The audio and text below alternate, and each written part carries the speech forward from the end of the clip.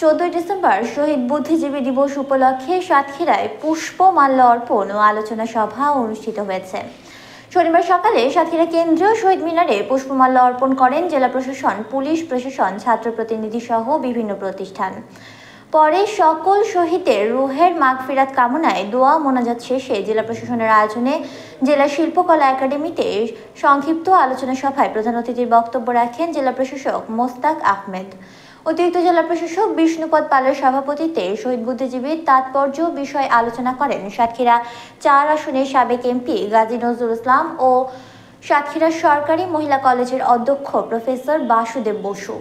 বিশেষ অতিথির বক্তব্য রাখেন জেলা পুলিশ সুপার মনিরুল ইসলাম, সাতক্ষীরা সরকারি কলেজের অধ্যক্ষ আবুল হাসান, জেলা জামায়াতের আমির উপাধ্যক্ষ শহীদুল ইসলাম, সাতক্ষীরা জজ কোর্টের অতিরিক্ত পিপি আবু বকর সিদ্দিক, ছাত্র প্রতিনিধি ইমরান হোসেন, নাজমুল হাসান রনি সহ আরও অনেকে।